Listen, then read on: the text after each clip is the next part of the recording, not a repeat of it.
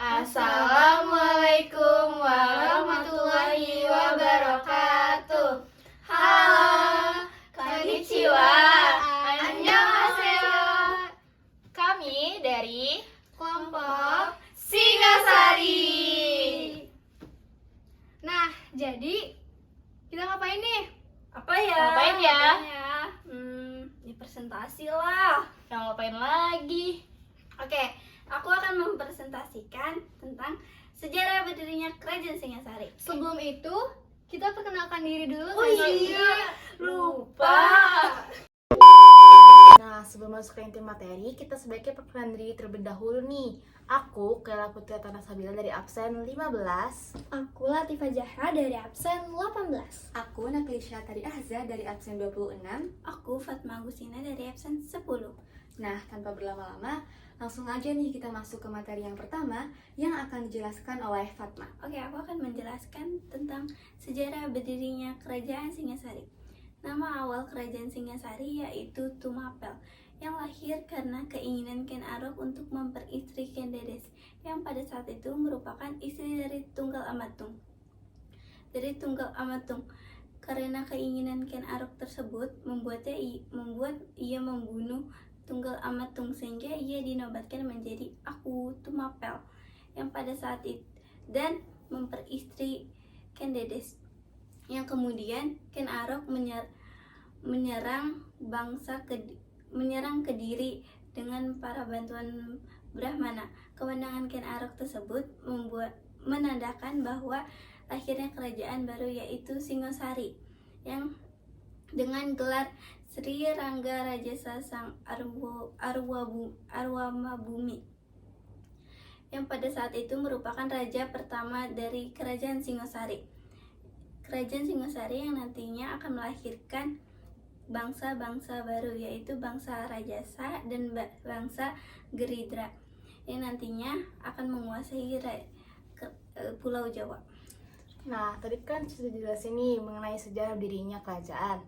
Aku akan bercerita mengenai silsilah keluarga kerajaan Singasari yang berawal dari Kerajaan Tumapel didirikan oleh Tunggul Amatung dan memiliki seorang istri bernama Ken Dedes. Ken Dedes ini terkenal akan kecantikannya.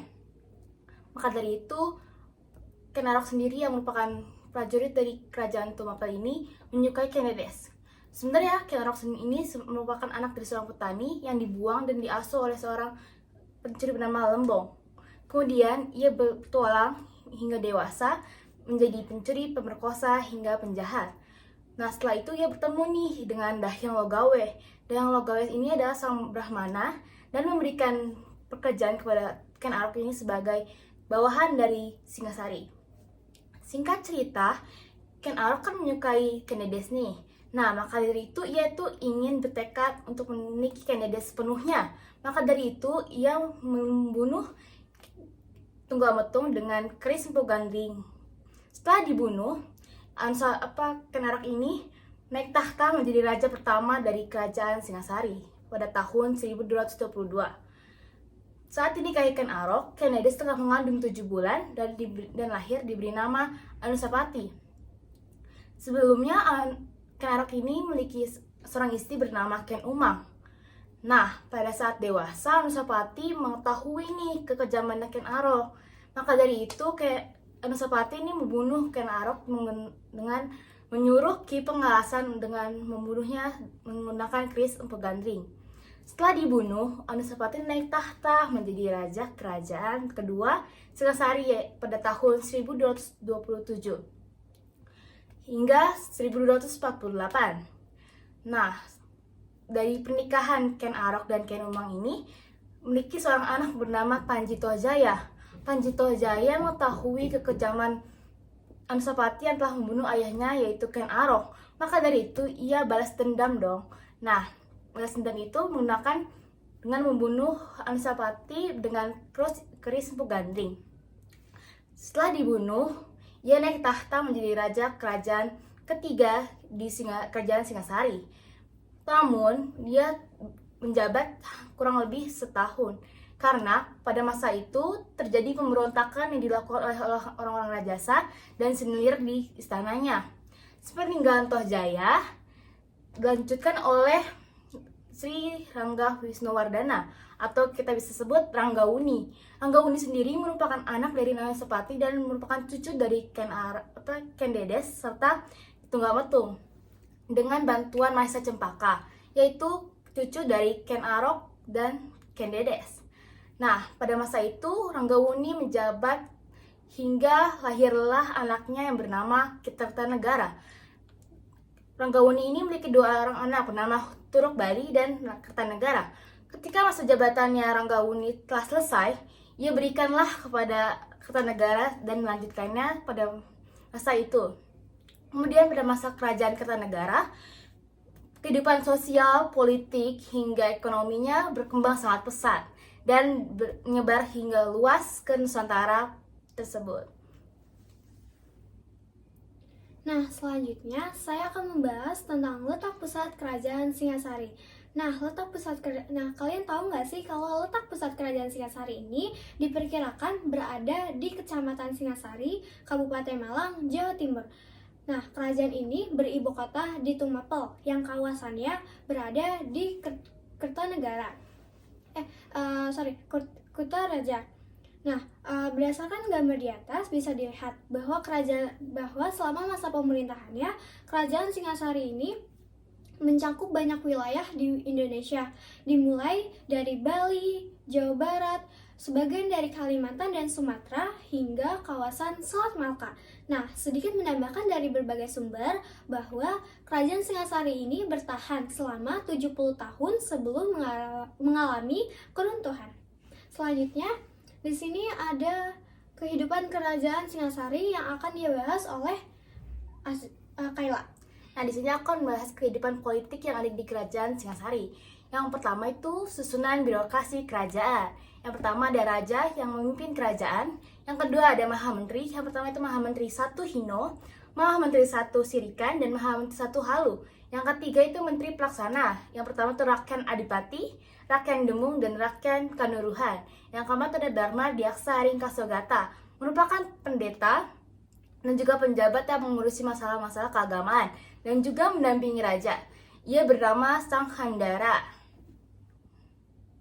Lanjut oleh Aza. Nah, berikutnya adalah daftar raja-raja atau keluarga yang pernah memerintah kerajaan Singasari, atau bisa disebut sebagai silsilah Wangsa Rajasa. Nah, jadi ada 2 versi dalam mengidentifikasi sejarah dari kerajaan Tumapel atau Singasari, yaitu versi Pararaton dan versi Kakawin Negara Kertagama. Dan perbedaan ini meliputi daftar Wangsa Rajasa beserta angka tahun pemerintahannya. Nah, menurut versi yang pertama, yaitu versi Pararaton, disebutkan bahwa ada 5 raja yang pernah memerintah di kerajaan Singasari. Yang pertama yaitu Raja Ken Arok, yang memerintah pada tahun 1222 hingga 1247. Kemudian untuk raja yang kedua adalah Raja Anusapati yang memerintah pada tahun 1247 hingga 1249. Dan yang ketiga adalah Raja Tohjaya yang memerintah paling singkat yaitu dari tahun 1249 hingga 1250. Dan yang keempat yaitu Raja Wisnuwardana atau Ranggauni. Ia memerintah pada tahun 1250 hingga 1272. Dan raja yang terakhir memerintah ialah Raja Kertanegara. Ia memerintah pada tahun 1272 hingga 1292. Nah, sedangkan menurut versi Kakawin Negara Kertagama, hanya disebutkan 4 raja yang pernah memerintah di kerajaan Singasari. Karena dalam kitab ini, Raja Tohjaya itu sama sekali tidak disebutkan. Kemungkinan besar hal ini dapat terjadi karena Raja Tohjaya ini memiliki masa pemerintahan yang sangat singkat, yaitu hanya sekitar 1 tahun saja. Untuk daftarnya, yang pertama adalah Raja Sri Rangga Rajasa Sanggininata Putra atau Ken Arok, yang kedua adalah Raja Anusapati, yang ketiga adalah Raja Wisnuwardana atau Ranggauni, dan yang terakhir atau yang keempat adalah Raja Kertanegara. Nah, tadi kan dijelasin nih mengenai silsilah Wangsa Rajasa. Kan penasaran gak sih siapa raja termasyhur di kerajaan Singasari? Raja termasyhur di kerajaan Singasari yaitu Kertanegara. Kenapa? Karena pada masa kerajaan Kertanegara, mulai kehidupan politik, ekonomi, dan lainnya berkembang sangat pesat hingga mencapai puncak kejayaannya. Nah, contohnya nih, pelaksanaan politik yang berada di dalam negeri dan luar negeri. Contoh dalam negeri yaitu mengganti pejabat pembantunya, sedangkan untuk masa Kertanegara ini pada politik ini di luar negeri itu dengan mengeksplorasi Pamalayu dan serta menguasai seluruh Nusantara dengan memiliki strategis, yaitu yang pertama mengganti nama Kutaraja yang menjadi Singasari yang berarti singa yang perkasa, dan kedua mengekspedisi militer ke daerah-daerah seperti Jawa Barat, Sumatera, Kalimantan, Sulawesi hingga NTT dan hingga Selat Malaka serta Papua dan Indochina, dan menjadikannya bawahan dari Singasari. Nah, selanjutnya nih ada raja terburuknya. Siapa sih? Nah, raja terburuk dari kerajaan Singasari yaitu Anusapati. Mengapa? Karena pada masa tersebut Anusapati itu tidak peduli pun tidak becus lah pokoknya dari pekerjaannya pada masa tersebut, karena ia hanya fokus untuk berjudi, mabuk, hingga sambung ayam. Maka dari itu, mulai dari kehidupan politik, ekonomi, sosial, dan budaya sangat menurun drastis. Nah, selanjutnya kita akan beranjak nih ke kehidupan ekonomi pada saat kerajaan Singasari. Jadi pada saat itu kondisi ekonomi di kerajaan Singasari ini bisa dibilang cukup maju walaupun sempat mengalami beberapa fluktuasi atau naik turun. Nah, hal ini disebabkan karena letak kerajaan Singasari yang sangat strategis, yaitu berada di lembah Sungai Berantas. Oleh karena itu pula, tanah di sekitar kawasan Singasari ini menjadi sangat subur, dan tentu mayoritas masyarakatnya bermata pencaharian sebagai petani, dengan hasil pertanian utama berupa padi, palawija, dan juga buah-buahan.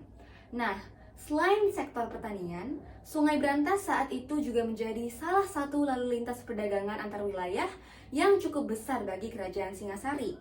Dan komoditas utama yang mereka perdagangkan diantaranya adalah berupa beras, emas, kayu cendana, dan juga rempah-rempahan. Nah, sektor perdagangan dan pelayaran ini juga terus berkembang pesat dan tersebar luas di hampir seluruh wilayah Indonesia, terutama saat masa pemerintahan Raja Kertanegara ketika akhirnya kerajaan Singasari ini mencapai puncak kejayaannya. Nah, oleh karena itu pula, akhirnya kerajaan Singasari ini dikenal sebagai salah satu kerajaan maritim yang paling kuat kala itu. Oke, ada di sini ada kehidupan sosial dari kerajaan Singasari. Kehidupan sosial di kerajaan Singasari sama seperti kehidupan ekonominya. Sering terjadinya pasang surutnya setiap periode kerajaan.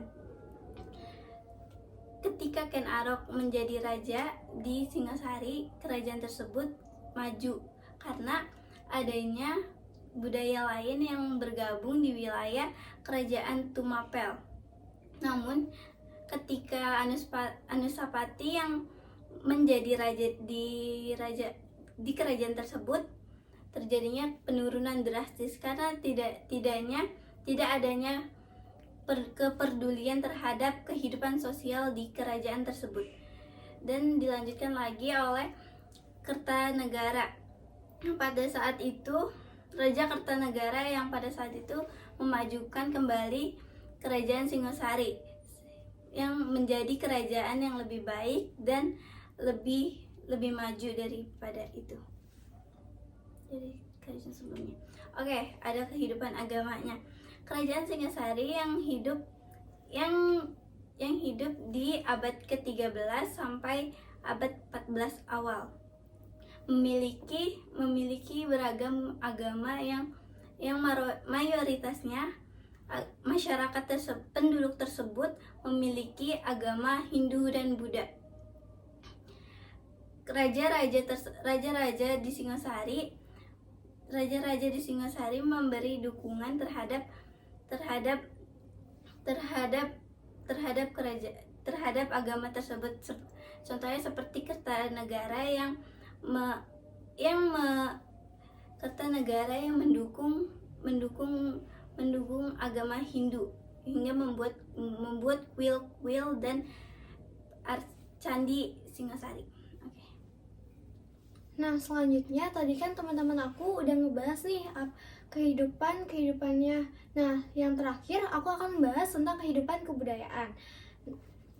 Kalian tahu nggak sih kalau kehidupan kebudayaan tergolong cukup maju, dapat dibuktikan dengan adanya prasasti-prasasti yang ditinggalkan sebagai adanya bukti bahwa kejayaan pada waktu itu. Selain peninggalan prasasti, ada juga loh peninggalan patung yang cukup terkenal, yaitu patung Kededes yang biasa disebut dengan Dewi Kesuburan, dan patung Kertanegara dalam bentuk Joko Dolok. Nah, selanjutnya selain patung ada juga nih candi yang cukup terkenal dan ditemukan di Kerajaan Singasari. Yang pertama di sini ada Candi Singasari. Nah, Candi Singasari ini dibentuk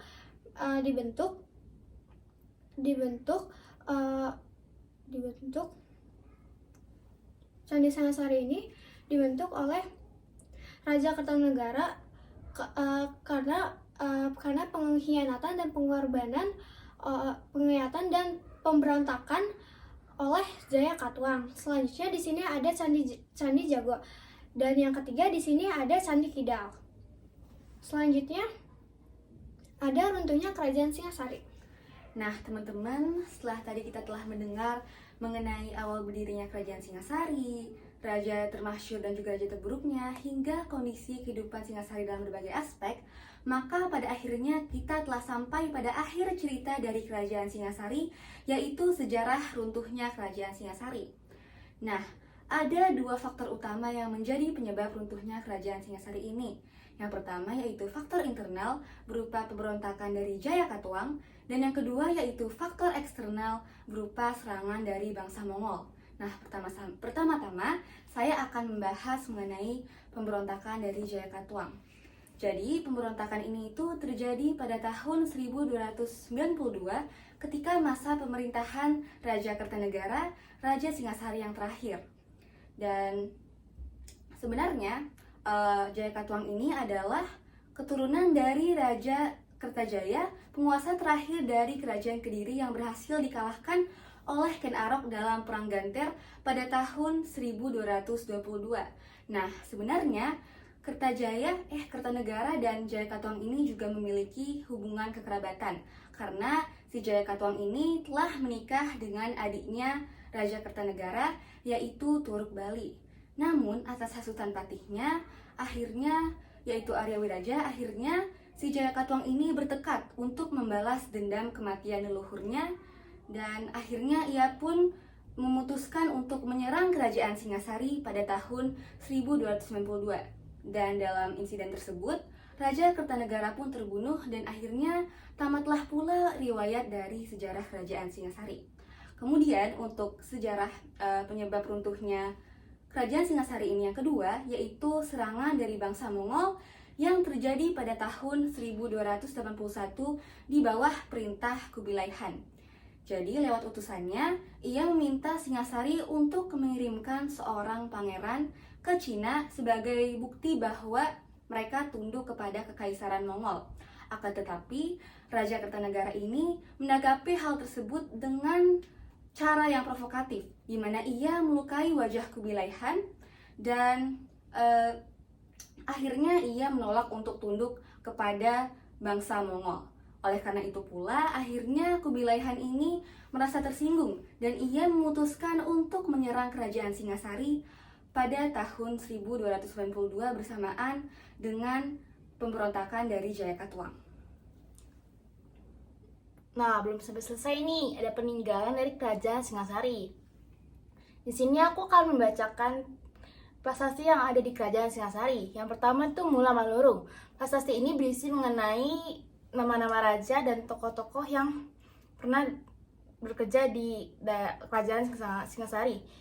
Prasasti ini dikeluarkan pada tahun 1255 pada masa Kerajaan Ranggawuni atau Wisnuwardana. Yang kedua yaitu Prasasti Singasari. Prasasti ini ditemukan di Singasari, Malang. Prasasti ini memiliki peran penting dalam sejarah dan budaya di kerajaan ini karena memiliki wawasan tentang norma-norma sosial dan agama yang pada saat itu di Kerajaan Singasari. Yang ketiga itu prasasti Wurare. Prasasti ini ditemukan di Wurare, daerah Wurare di Malang.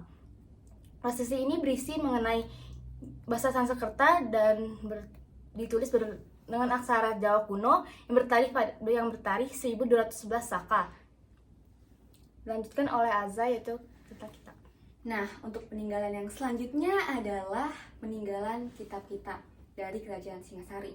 Nah, ada 2 kitab yang menjadi sumber sejarah utama bagi sejarah Kerajaan Singasari. Yang pertama yaitu Kitab Pararaton. Kitab ini membahas mengenai kisah perjalanan Ken Arok dimulai dari lahir hingga ia mendirikan Kerajaan Singasari dan menjadi raja yang pertama di sana. Selain itu, kitab ini juga berisi mengenai urutan-urutan raja yang pernah memerintah di Kerajaan Singasari. Kemudian, untuk kitab yang kedua yaitu Kitab Negara Kertagama. Kitab ini ditulis oleh Empu Prapanca pada tahun 1287 Saka atau 1365 Masehi. Nah, isi dari kitab ini ialah meliputi sejarah Kerajaan Singasari dan juga Kerajaan Majapahit. Namun dalam kitab ini tidak disebutkan nama-nama seperti nama Tunggul Ametung, Ken Arok, Ken Dedes, Ken Umang, hingga Tohjaya. Melainkan dalam kitab ini, Ken Arok hanya disebut sebagai Sri Ranggah Rajasa Sang Gininata Putra sebagai pendiri Kerajaan Tumapel yang berhasil mengalahkan Kerajaan Kediri. Nah, selanjutnya tadi kan teman-teman aku udah ngebahas nih peninggalan prasasti dan kitab-kitab di Kerajaan Singasari. Jadi di sini aku akan membahas tentang arca peninggalan Kerajaan Singasari dimulai dari Arca Ken Dedes. Nah, Arca Ken Dedes ini ditemukan di reruntuhan Cungkup Putri di dekat Candi Singasari. Yang kedua, di sini ada Arca Dwarapala. Nah, Arca Dwarapala ini merupakan salah satu peninggalan Kerajaan Singasari yang masih berdiri kokoh. Dan yang ketiga, di sini ada Arca Wisnuwardana atau Arca Amokspa sebagai Arca Wisnuwardana atau Arca Amokspa ini sebagai bentuk Buddha dari Candi Jago. Yang keempat di sini ada Arca Dolok. Nah, Arca Dolok ini merupakan dibangun pada tahun 1289 yang oleh Raja Kertanegara karena atas menghormati kerajaan atas menghormati Kerajaan Singasari. Nah, selanjutnya di sini ada Arca Anusapati. Nah, Arca Anusapati ini merupakan adalah Sri Bahtari Anusapati yang merupakan raja kedua dari Kerajaan Singasari. Nah, teman-teman semua, jadi kan tadi kita udah denger nih sejarah Kerajaan Singasari dari awal berdirinya hingga peninggalan-peninggalannya. Maka selesailah presentasi kita pada hari ini. Namun sebelum kami tutup, ada pantun dulu nih dari Kaila. Nih aku ada pantun nih. Kerap kelip bintang menari. Cakep. Indahnya sejarah Kerajaan Singasari. Cakep. Cukup sekian presentasi kami. Kami undurkan diri. Wassalamualaikum warahmatullahi wabarakatuh. Bye bye.